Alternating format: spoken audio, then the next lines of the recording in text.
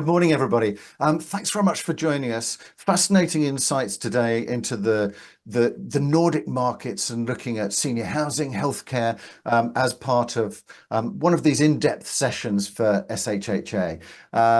So really interesting topics this morning. On your right-hand side, you can add comments, questions, and I'll make sure we deal with those. For those who don't know me, my name's Richard Betts. I'm publisher and head of content at Real Asset Media. And this is one of the topics that we're very interested in terms of sharing actively with the market. I'd just like to hand over now to Sylvia Zamaka, who's head of membership and partnership at SHHA, just for a brief welcome. Over to you, Sylvia. Hello, good morning, everyone, and welcome to the next session in our SHHA In-Depth webinar series, focusing this time on the senior living and care in the Nordics. My name is Sylvia Zamaka, and I'm the head of membership and partners network at the Senior Housing and Healthcare Association. We were established in 2020 as an industry initiative with a clear mission to integrate alignment between operators, banks, investors, and key stakeholders, including both national and local governments.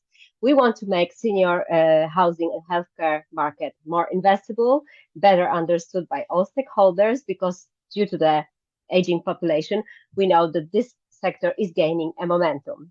We are always emphasizing the fact that in this unpredictable times in terms of macroeconomics, geopolitics, one thing that we can be sure of is that we are not going to reverse the demographics. So for us, it's really important to work together with our members who operate across Europe and are well positioned to support the sector transition and help prepare for the significant increase in demand and that lies ahead. We focus on several goals. One is building awareness and thought leadership around senior housing and healthcare as a distinct asset class. We are aiming to strengthen our national expertise. That's why today we are also together with Northern Horizon organizing these webinars that focus on the Nordic markets. Previously, we did one on the US market and lessons learned from the US market, some lessons that we can actually transfer to Europe. And we did one on UK, especially focusing on retirement integrated communities. So apart from sharing knowledge, sharing expertise, exchanging best practices across the markets, we also give a platform to different stakeholders to work together and to network. And the upcoming opportunity is Expo Real. So those of you who plan to be in Munich next week, I would like to officially invite to our SHA sessions, which take place on the 7th of October in the morning from 9 till 11 o'clock at the International Investors Lounge run by Real Asset Media. And I hope that we'll be able to meet in person and talk about collaboration, talk about the market, and talk about potential ways to go forward. So now, because we have fantastic speakers, a very interesting and engaging topic, I would like to give a floor to our fantastic speakers and to Richard Betts from Real Asset Media, who will run these fantastic sessions. Enjoy the session and hopefully see you in Munich. Thank you. Great, thanks very much, Sylvia. And let's do some quick introductions before we start. Maybe Henrik, let's come to you first. Quick introduction of yourself and the company, so that then gradually everybody on the session will know who everybody is and what they're doing. Henrik, over to you. Thank you, and thank you for inviting me. I work with Nykredit, which is the largest mortgage house in Denmark, or one of the largest banks. And I work in the department for real estate, helping finding solutions for our largest private investors and pension funds in Denmark, and as well as in Sweden and Finland and Germany. We also make solutions for financing real estate, commercial real estate. Great, and it's going to be really interesting to get that perspective, I think, on the financing side. Jussi, over to you. Thank you, Richard. So my name is Jussi Rouhento. Hello, everyone. I'm a fund manager at Northern Horizon. Been here more than 10 years, and in real estate fund management businesses roughly 20 years. Northern Horizon is a specialized healthcare real estate fund manager in Nordics. Great, and over to you, Jonas, as well from Northern Horizon. Yep, Thank you, Richard. So I'm a colleague of Jussi working at Northern Horizon, and my responsibility is being an investment director, co-fund manager, but also country manager, focusing on Sweden. And I've been at Northern Horizon now for 6 years nearly, and in the healthcare space for more than 10 years. Great, thanks. Martin, over to you. Thank you very much, Richard. So my name is Martin, and I work for Skanska, which is one of the world's leading construction and development companies. And we have strong presence in Central Europe, the Nordics, obviously, UK, and across US. And we do both residential developments and commercial developments, where the elderly care homes falls in under. Great, thanks very much. John, over to you. Thank you, Richard. I'm the head of growth and real estate at Ambea in Sweden. And for those of you who don't know us, Ambea is a leading Scandinavian care provider. We have over 950 establishments with more than 30,000 employees across both Sweden, Norway, and Denmark. And we offer a full range of services within both elderly care and social care. Great, thank you. Clive. Good morning. Clive Drury, Nordic lead for operational real estate at JLL. Based in Stockholm as part of our Nordic team. Our value and risk advisory team has a strong track record in aged care and social infrastructure, and the wider business, including particularly our capital markets teams, have a very good expertise in this sector. So very pleased to be with you all today. Great, thanks, Clive. And last but very much not least, over to you, Charles. Thanks, Richard. Good morning, everybody. I'm Charles Favard. I'm a managing director at UBS Investment Bank, and I lead the PFG real estate team. And our team basically work with a third-party asset manager to help them raise capital globally. And so we work very closely with the Northern Horizon team. Great, thanks very much. So we've got a really interesting, I think, depth and mix of expertise and perspectives on the panel. And a reminder that if you've got questions to ask on the right-hand side of your screen, just pop those in the comments and I'll make sure I pick them up and ask everybody. Jonas, maybe just starting with you. I suppose for those who don't know the market in the Nordics, maybe let's pick up on that. And of course, anybody else is free to come in on that from their perspective. But for those who don't know the market so well, just maybe highlight some of the key things around the sector here. And we can also look at some of the opportunities, perhaps. No, I think that's a good starting point for this, just to get some sort of comparison too. But I think in general, you could say that the Nordics is quite unique, being a strong socialist position, and by history, the welfare system has always been something that the citizens has been sort of relying on. And the welfare system is based on the actual needs for the population and the citizens. It's not necessarily based on the ability to pay for it. It's really much more focused on the actual need, and the services that's included in the welfare system is quite wide. So we're talking about kindergartens, preschools, schools in general, university, medical care, and aged care, where we are kind of focused on. And if you compare to other countries, both in parts of Europe where you're paying more out of your own pocket to actually demand this kind of service, it's as I said, based on the actual need for it and your ability to pay. So if you don't have necessarily the ability to pay of your own pocket, then the society steps in for you and actually pays that gap that's between. If you look at the sort of market in general, there's really an undersupply of beds, and that's been for many years. It's quite costly to build aged care assets. There's a lot of regulation. It's a complicated type of assets. The responsibility lies completely on the state or the municipality in each and every location. But it's obvious that they're not able to cope with building new assets on their own. So they really need help from private parties such as us, such as tenants like Ambea in this case, and construction companies such as Skanska. So if you look at the actual sort of supply, there will be an increase, and there's even more need for it. But I think most of it needs to come from private companies such as us, such as Ambea and Skanska.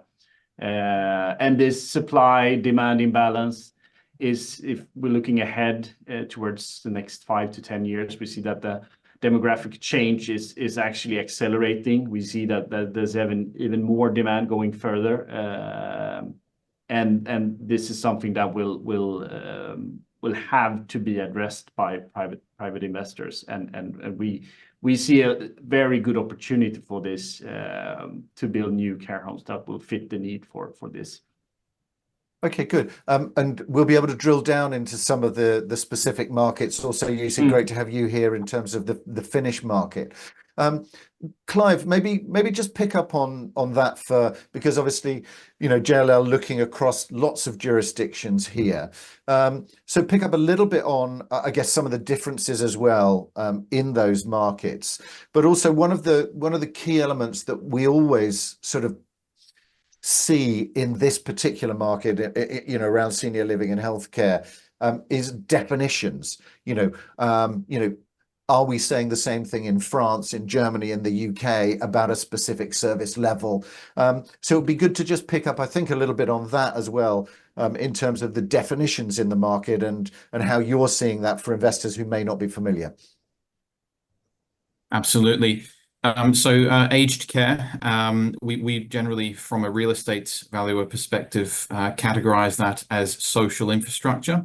That's alongside education and other core public services.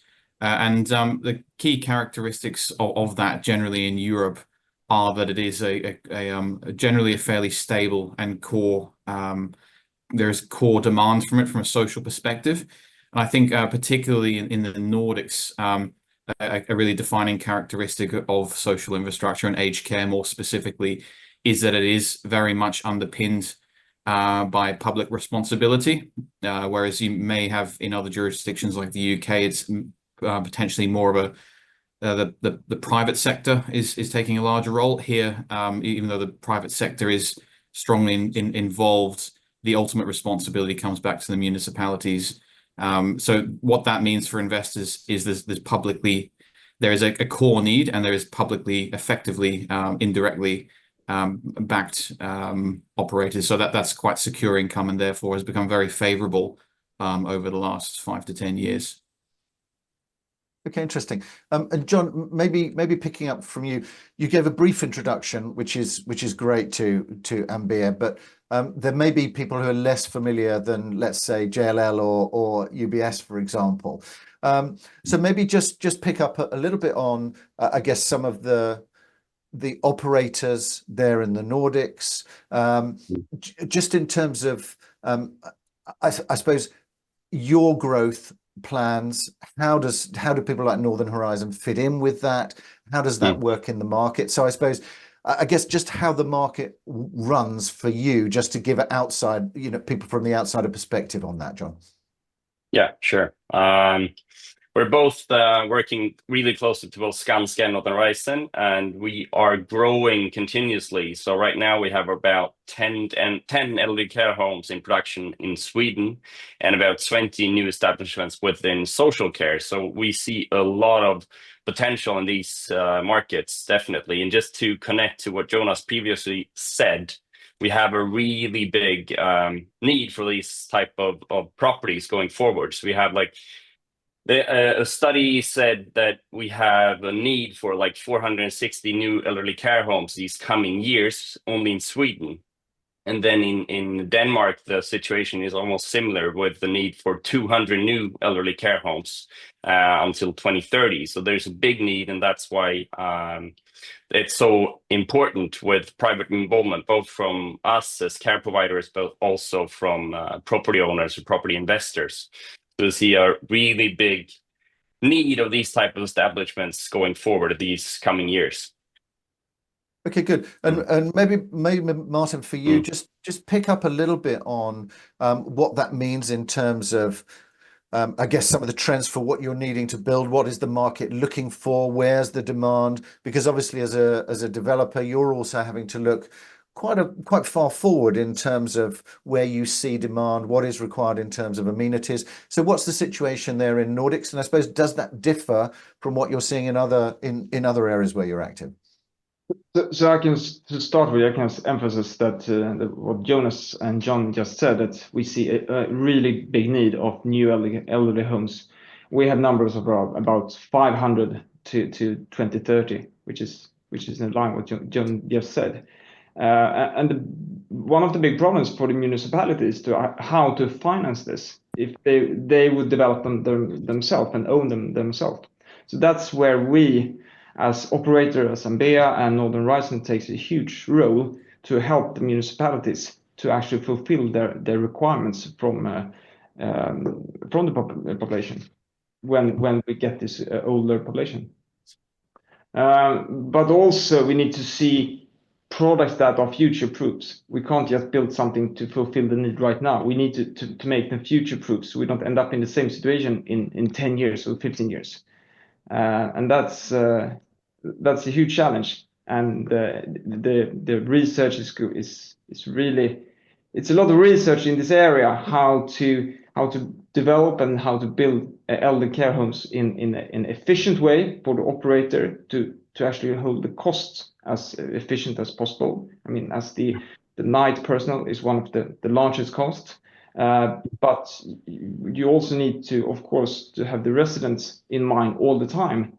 They need certain treatments, and since we're all getting older and older, we got new diseases and new things to think about. Like, I mean, dementia is, of course, something that we think about all the time when we develop new elderly homes in order for them to get the best treatment as possible. Great, thanks. Charles, just picking up with you, obviously you're seeing this sector and this particular market in the Nordics in a kind of broader context. So maybe just from your side, how do you see that in terms of the investment case, the attractiveness, I guess both of the market overall, but also when we're looking at the kind of offer that we're talking about here from Northern Horizon, you know, partnering up with Skanska and Ambea, and obviously that link, as has been mentioned, with the public sector, which is very different here in the Nordics to other markets. No, indeed. Look, the business case, if you will, for investors was actually pretty simple. I mean, one, as Jonas was saying, is the demand side, right? The demand is super strong. You know, we take that for granted in this industry, but the reality, there's plenty of other sub-asset classes within real estate where that's not the case. You know, office, for example, if you talk about demand for office, then you go into a discussion. Here, you don't, right? So the strong demand, then two, the undersupply. Clearly, the market is undersupplied, and we looked at more the NH portfolio. On average, there's a 23% more demand than current supply. So the undersupply is also creating a demand-supply dynamic that is very much in favor of the investor and having a elderly care home that is fully let. Three, I think, is what you mentioned is the resilience of income. So, and that resilience of income is ultimately due to obviously the good health of the strong operator. But on top of that, for investors, they also look at the constitutions. And in the Nordics, very interestingly, and that's pretty unique to the Nordic, you have the government acting as a indirect guarantor of the operation and the rent. So from a landlord perspective, indirectly, you have the government backstopping the rent, right? So providing you guarantee on the rent. And you add that to the fact that if you look at the yields of properties in the Nordics, elderly care, they have moved up significantly to 50 to 100 bips. And now there's a very attractive yield spread of the net initial yield of the property vis-a-vis government bonds. So that yield spread is very interesting for investors. So you can either buy the government bond or you can buy at an average of about 200 bips higher a property where the yields would be, again, 200 bips higher and guaranteed by the government. So those are the main points why we've seen such high interest from investors. Okay, good. Thanks for that, Charles. Henrik, obviously you're looking at the financing side. So it would be good to get, I guess, a sense of how the financing operates here for this market. How available is it? And I know also there may be people who are not familiar with the Danish funding market, and there's some unique elements to that. So maybe just a swift kind of view on the financing side, and also for those who don't know about the Danish market, just a little update on that as well. Sure. Well, Danish bond markets is one of the oldest bond markets in the world, and it's trading back since the end of the 18th century. And the Danish bond market is a fairly large bond market. It's the value of the Danish bond market is somewhat like 400 billion euros. The yields they are attractive compared to government bonds and other covered bonds in Europe. We are trading AAA rated bonds, and we have a unique match funding principle, that is that we sell the bond compared to when that match exact the amount lended to investors. And we back in the during the financial crisis, we had the same issuance of bonds in fourth quarter of 2008 as we did the previous quarters, as well as in 2007. So it is very liquid market, and it's transparent and very standardized market. So it's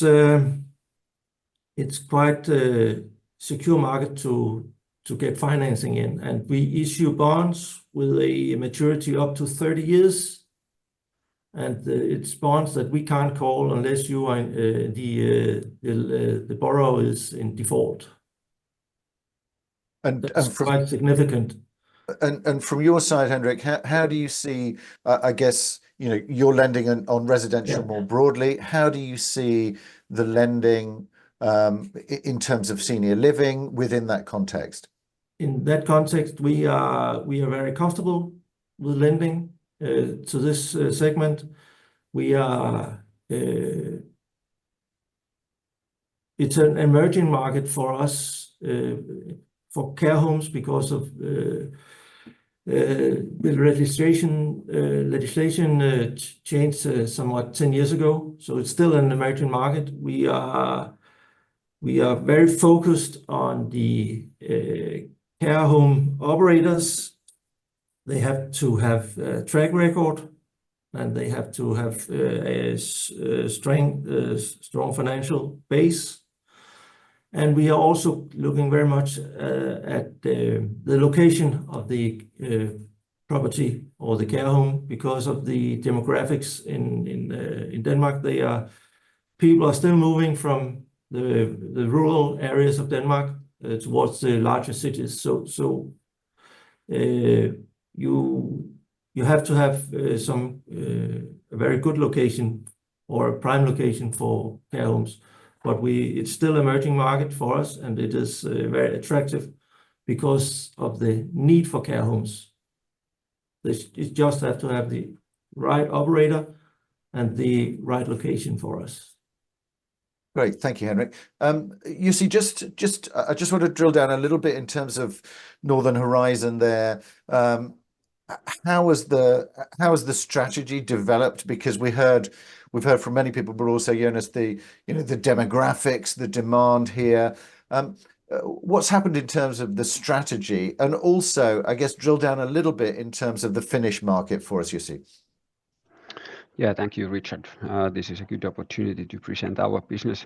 So I would say there are many different perspectives and aspects behind our success ground, but I can say we saw the opportunity as a first mover to go to healthcare real estate market with private equity real estate fund because of the booming aging of population. And at that time, 2007, 2008, the market opened for the private operators, and we were supporting their business to use our first private equity balance sheet, so i.e.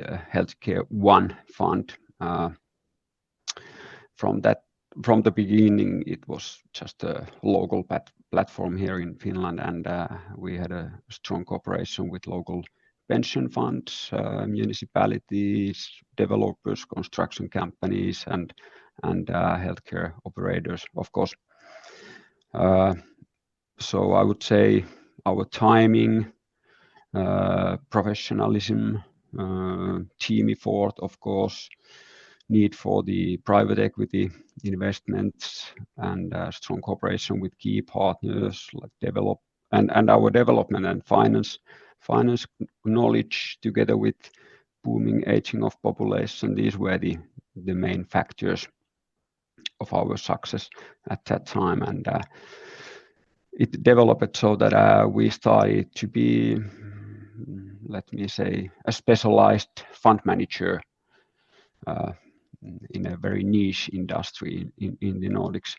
But now after that period, from the 2008 to 2024, we have launched 5 healthcare funds during the last 15 years, which means that we have invested in more than 170 healthcare assets. And on a Nordic level, it means that our AUM is somewhere there, 1.5 billion euro. For the tenants, it means that we have built up roughly 7,000 beds and 400,000 square meters, together with some about 35 tenants. So our first fund, actually first funds, they were closed-end ones, and we received great results from there. And after that track record, it was a sort of natural step to go to launch institutional evergreen semi-open fund, and we are running with that fund right now. And now, so we are concentrating more to asset management work and a long cooperation with our tenants. And by the way, we have also seen that in some cases the lease agreements are even getting longer, which gives also support for the evergreen structure.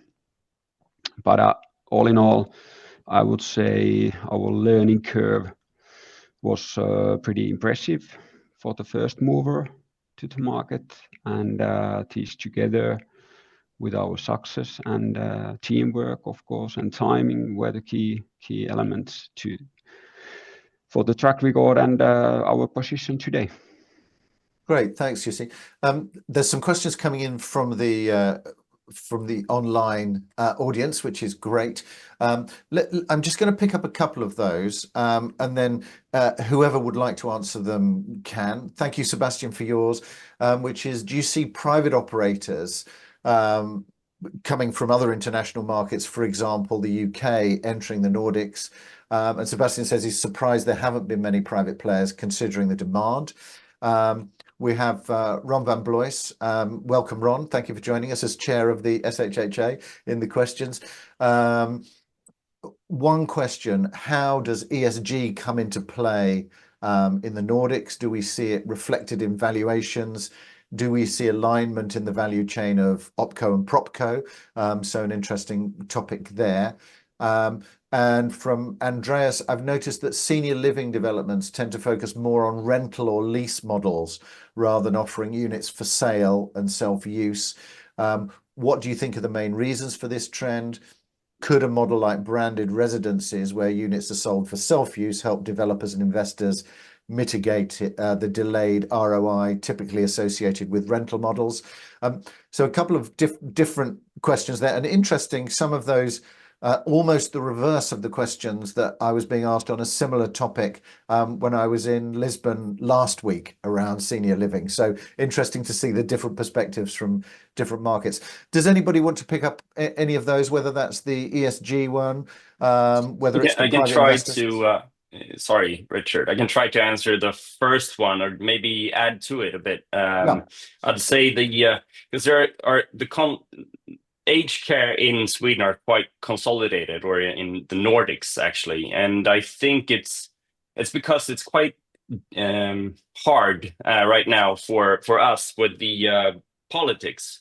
So politics is a big issue where it's not so easy, even though the demand is really huge. For example, in Sweden, we don't have a freedom of choice legislation in all of Sweden. We have around 290 municipalities in Sweden, and only 25 of those have this freedom of choice legislation. And for those of you who don't know, that's where private operators can establish operations and compete with public run operators, and conditions are set by each municipality, and that's why in Sweden, since there are so few of these municipalities, it's quite difficult to just open them where they are needed, because the municipalities, many municipalities they don't want to buy places from us, or buy places from us in our elderly care homes. So the Swedish market is quite difficult to just build how many elderly care units as possible.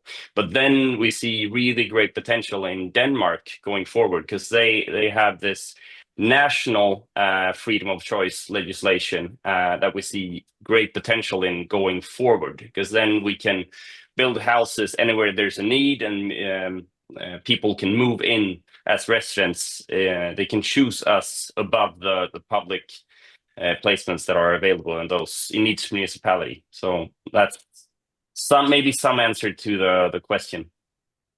Great.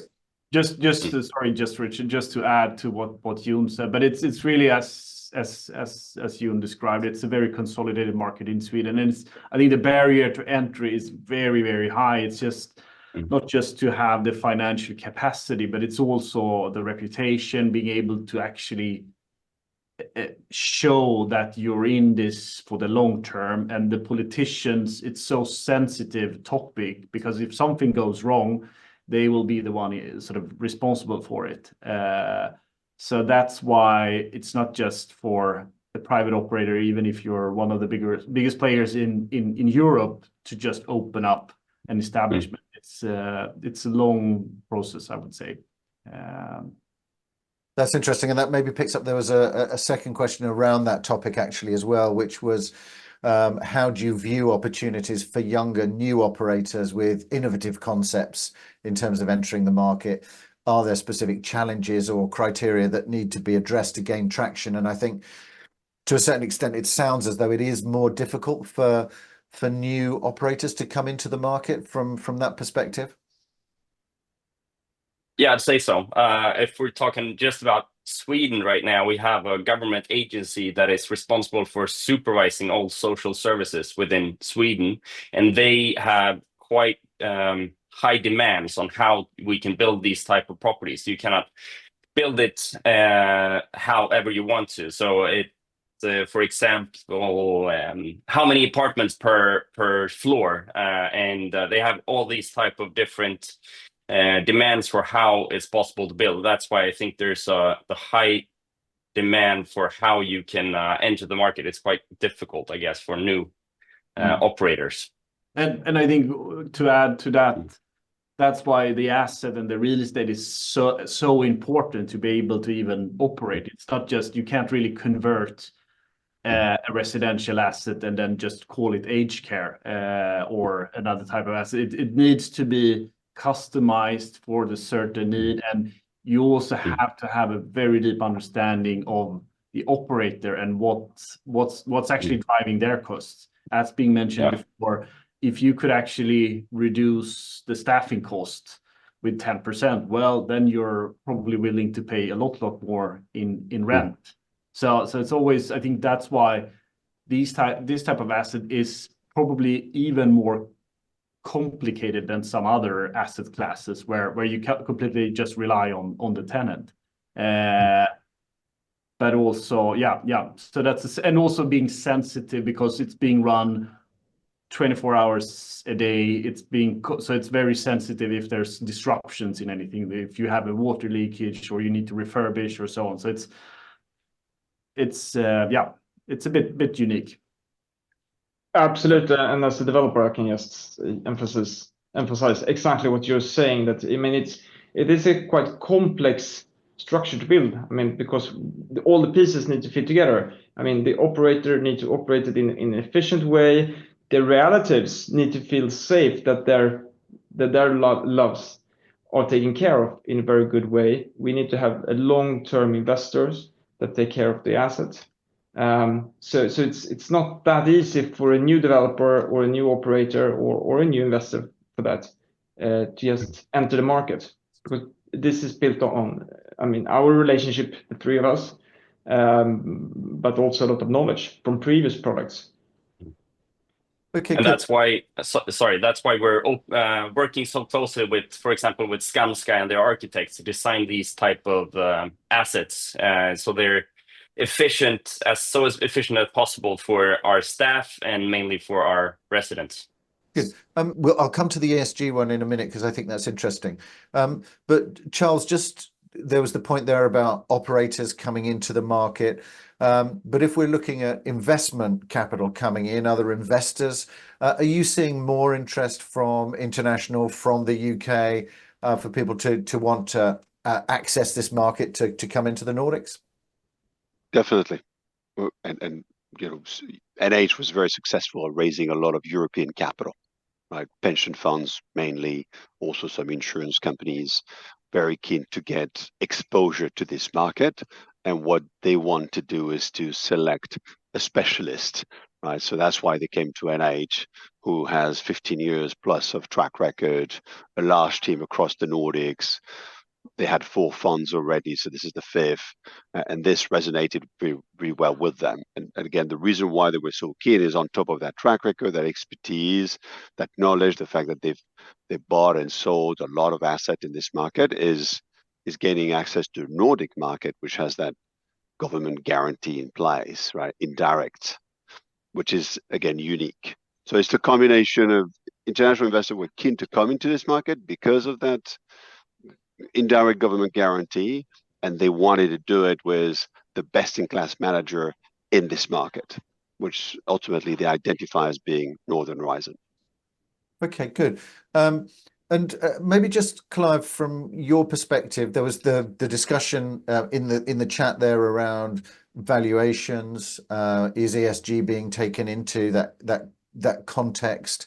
So feel free to pick that up.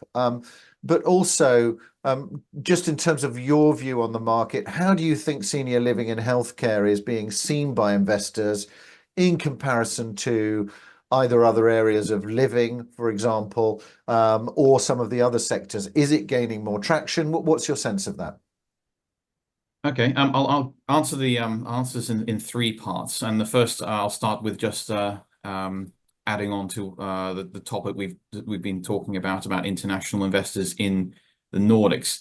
I think this is one of the main aspects of operational real estate, of which aged care is part of that sector. And that is the manager and the operator is an absolutely integral part of the real estate, and that's what really sets it apart from core assets, which are more internationalized. And I think in the Nordics, you see this a lot in other sectors, in hotels or self-storage or aged care, that there are local market peculiarities and certainly barriers to entry. And therefore, there is really a big value and certainly an important risk element to having a local operator who knows the market conditions. So I think Northern Horizon is a good example of that. Moving on to the topic about ESG, which is, I was looking forward to having the moment to talk about that. Is it important? Absolutely. Is it reflected in valuations? Yes. And this is a wider topic. This is not just applicable to aged care. So the wider real estate market topic, ESG has been more of a consideration in real estate investment and in the market in general in the Nordics. I think the Nordics were ahead of the rest of Europe, but I think in the last 5 years in particular, it's become a critical issue.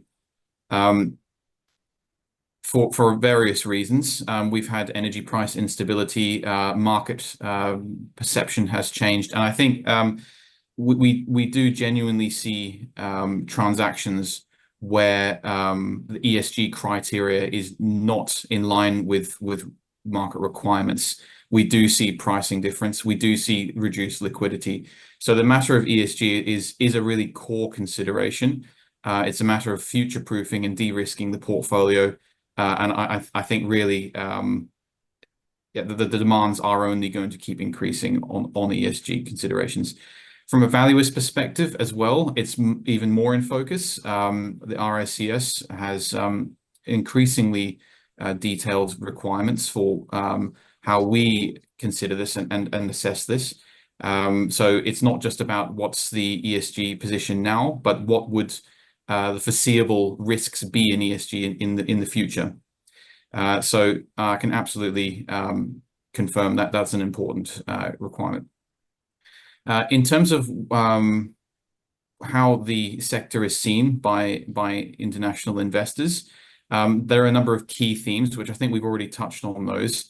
But I think it starts with the occupier aspects, and that is there is a core need for aged care. The mega trends in the region are positive. There's only going to be more requirements for the product in the future. There's a shortage of supply. And from a real estate investment perspective, this is indirectly publicly backed income on long leases. And those are very attractive aspects of this sector. There is a move more towards privatization. So this format is fairly established, and I think more and more we'll probably see an even increasing market share of that. Where I think we've, particularly in the last 12 months, we've probably seen an even strengthening advantage is some sectors, for example, in the Nordics, for example, industrial and logistics or secondary office, there's more concerns on the occupier strength, the risk of vacancy, the risk of actual income voids. And I think that is a very low risk in most good markets or most suitable markets where the demographics are right for aged care. So that de-risking of vacancy and that strong occupier market is very attractive to investors. Okay, good. I'm going to pick up a little bit on that ESG one with you, Martin, as well, because obviously a big focus, I guess, for Skanska, especially now moving forward, where there's a lot of discussion around embodied carbon, those kinds of things. So I guess, what's the situation there and how do you relate that particularly to this sector?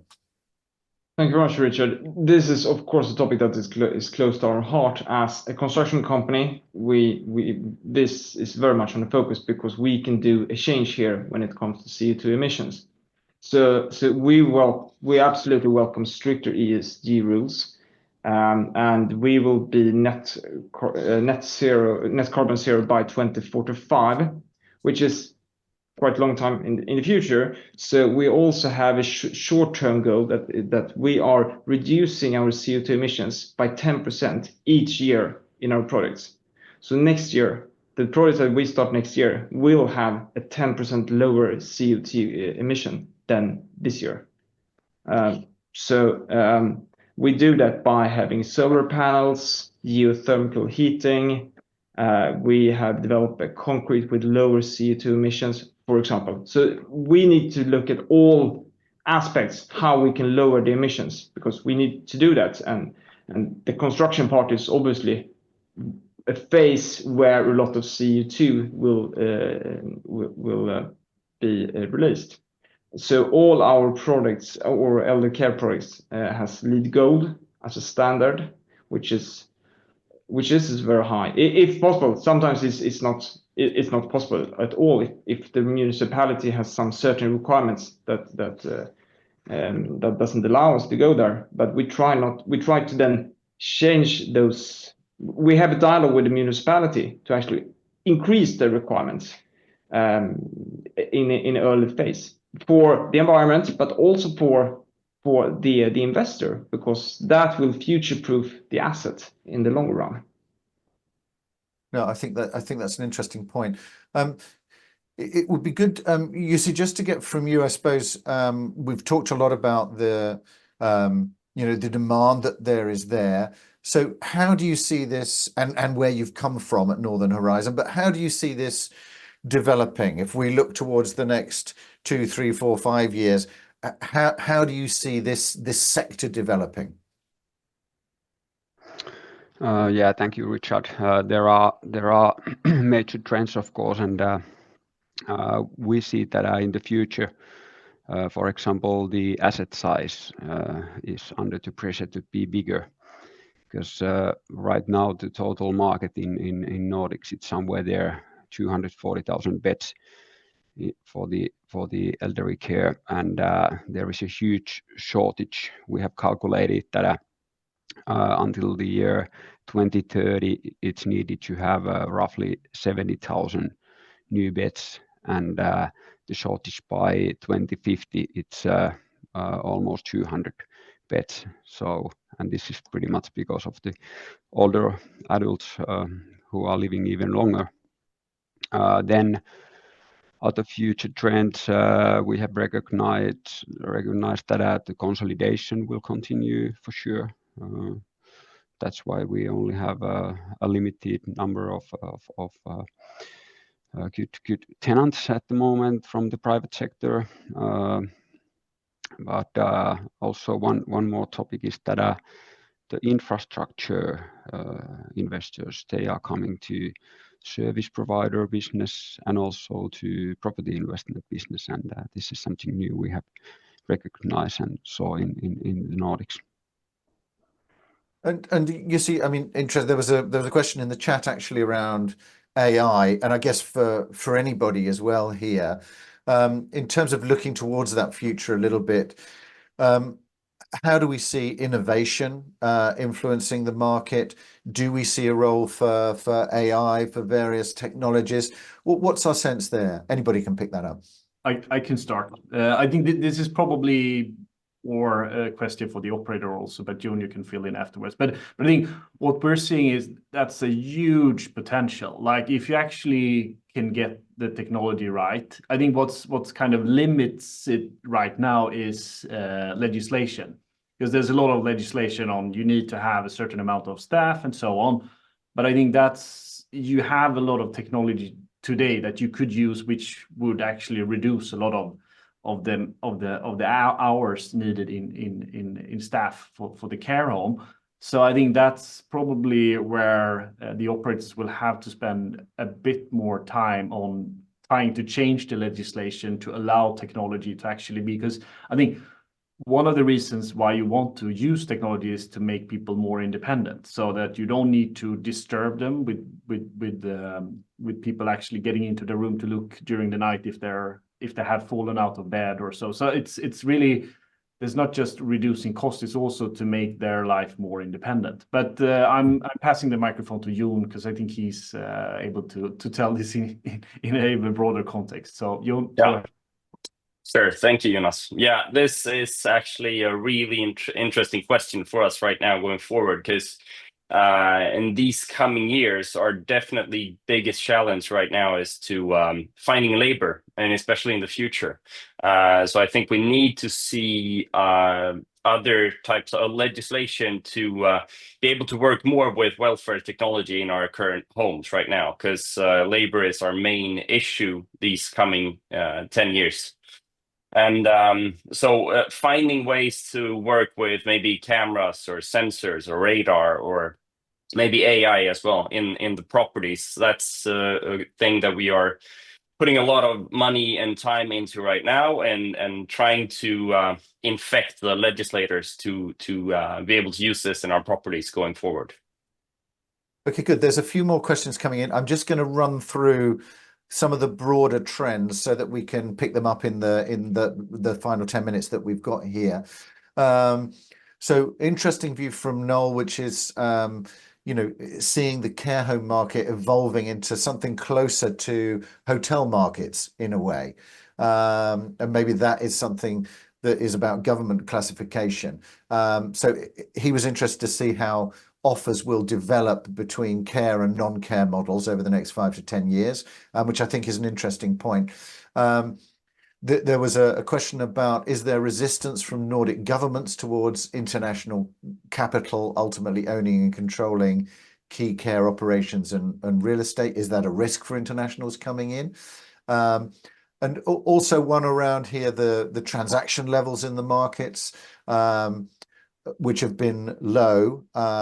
So it's just a question then about what's the main driver, what needs to fall in place for transaction volumes to increase. One which was for you, Charles, but you can choose. The capital raising market dropped 50% year on year last year. So was interested to know why this small market, the Nordics, their word, not mine, is able to attract this capital in comparison to other larger markets like the Germany, France, or the UK. And one also which we can pick up, which is what are the major risks in securing long-term financing for the care home sector? So that's a particular question there. So I don't know who wants to start on any of those, really. Richard, I'm happy to start maybe on the capital raising question, right? So, and you're absolutely spot on that capital raising was down 40 to 50%, and that's reflective of transaction volumes were down last year 50 to 75%, depending on which submarket we're talking about. Now, NH in this difficult environment was able to successfully oversubscribe their Fund 5. So, which is obviously a testament to the brand and a recognition of the franchise of Northern Horizon. Now, there were also some fantastic points that convinced investors, and the key one was that there was an existing portfolio of about 700 million of gross asset value on day one. So that meant that investors coming in could get exposure to those assets, right? And get the income attached to that upon day one, as opposed to the asset being bought over a long period of time. So that was obviously a key criteria. The second one is that, and this was driven by some existing investors, that the fund is open-ended. And that means that investors can benefit some liquidity over time. They can decide when they want to redeem. That also means that the fund can continue to grow. And that's really the strategy here, is that the fund can become, and is already, but will continue to strengthen that position, is the go-to vehicle in the Nordics if you want that kind of exposure, mainly elderly care, right? And so investor, we're seeing the growth, we're seeing also the pipeline, and we're seeing the structure as open-ended as an enabler of being able to raise further capital and acquire further pipeline and diversify further the fund, right? So that was resonating really well with investors, and ultimately was about the returns. NH was able to create returns at about a 5% dividend yield, which was very interesting for investors, and an IRR that was 9+% was a very low loan to value, and that resonated very well with investors.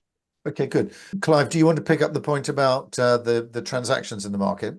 Absolutely, and I mean it's a good point, and it's absolutely correct. But I think that we've seen that across most sectors in the last 24 months. Obviously, we all know a lot about that. It's been a downward market cycle. Transaction volumes have been lower. Financing costs have sharply increased. But I think we've sort of turned the corner on that now. My view is that's not a reflection of the structure of the market, but perhaps just the market conditions. I think the only real risk could be whether, the actual, is there enough investable stock? There's certainly a demand for it, and it does seem now in the last months that financing costs are coming down. So we're positive about that. We're positive that we'll see transaction volumes increase again, and we're positive that we'll see some sharpening of yields. Maybe not tomorrow, maybe not next week, but in the foreseeable future, if we're seeing this continued downward trend in financing costs. Okay, good. And let's pick up that very briefly with you, Henrik. There's only 5 minutes left, but let's pick up with you that financing cost side. Is financing becoming easier? And also, obviously, you're there based out of Denmark and using bond structures in a way for some of this financing. Is that available for people who are looking to invest more broadly across the market? What's the situation there? The situation is currently that we only finance Danish properties or properties in Denmark. We finance newer properties due to the ESG agenda. We prefer GN certified properties, which meets current demands. We have a lot of old care homes in Denmark, which are not contemporary. They are obsolete. So we don't want to finance those. But we are there for the long-term investor.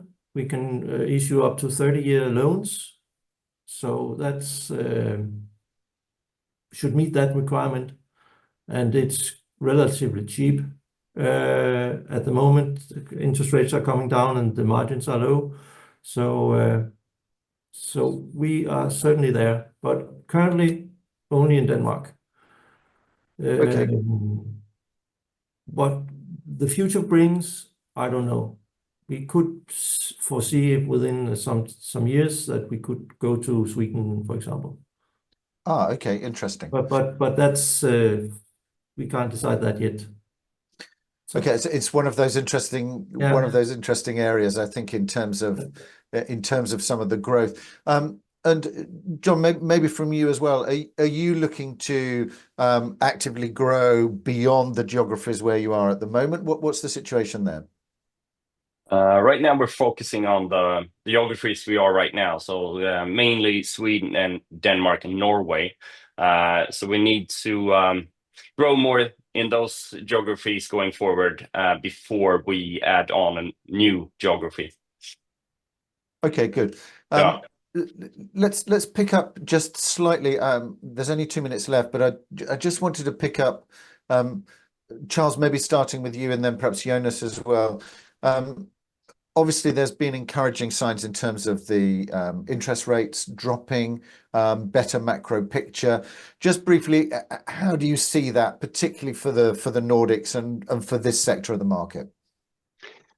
Look, I would agree with Clive, right? What we see is interest rate coming down. It was harder to see that last year, much easier now that it started across Europe. Our research, macro research, is looking at Q1 2026 with an ECB rate around the 2% level. And that means that all-in cost of financing could be in the 3.25%, 3.5%, right? Which is supportive of yield compression. And as we see with indexation, we see the net operating income growing. And then on the other side, you see yields could tighten given that interest rate cut. Then that is very supportive of equity value going up. So we're very excited because we see that bump in value potentially around the corner. Okay, great. And Jonas, from your point of view, is that creating a more positive picture, do you think? Yeah, definitely. It's so much more positive after the summer. And I think one of the main signs that we look for and that we have seen now is that the bond market is opening up. So a lot of listed real estate companies, especially in Sweden, a lot of them are really big on issuing bonds, and they're now able to actually access that market and get the competitive pricing.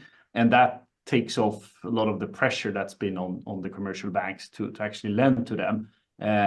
So that's a very strong sign for us to see, and also that the all-in financing cost is now at a reasonable level. And I think looking ahead, I think the direction of the interest rate, it's definitely not bumping up right now. I think that the direction is downwards. It's just a question on where is the new level, sort of. But in general, very positive about that. And this is a great conversation and very interesting. And I mean, I'd love to go into more detail. I guess we're out of time now. And Richard, I saw that we had quite a few questions from our audience. So if we didn't get to any of those questions, you're more than welcome to reach out to JLL. We've got a very good team in place. We're happy to go through your questions and share our experience with you. Yeah, and there were a couple of things as well that I didn't have time to, John, one of which was about training of staff, those kinds of things. How is that moving ahead? And I think those are interesting things that we didn't get a chance to pick up in this one. Just briefly from everybody, because I think this will be an interesting thing, is are you all actively looking to do more in terms of senior living and healthcare, both from the financing, the construction, all of those sides? So you can do it as a show of hands or a yes or a no, but do you see the market as this is stable and then I'm happy with what I'm doing, or is everybody looking to do more? Do you see the opportunity there for growth? What's everybody's brief take on that? More. Maybe I could... More. More. This is a core product for us. We see a huge demand, but we haven't seen that supply. So absolutely, and we are very positive to the market environment when the inflation is going down, the interest rate is going down. That is what we need to actually be able to start more products, because we need to have more projects to meet the demand. Great. Same for us, Richard. You know, we see a lot of demand from investors, so we're very keen to be more active in the space. Great, thanks very much. Really interesting discussion. For me, also incredibly useful to get that insight on the senior housing and healthcare markets in the Nordics. I hope it's been useful for everybody who's joined the webinar online. So thank you very much for joining and for sharing your questions. And if you were watching this on demand, thanks very much for watching. Thank you very much, everybody. Thank you very much. Thank you. Goodbye. Thank you, everybody. Bye.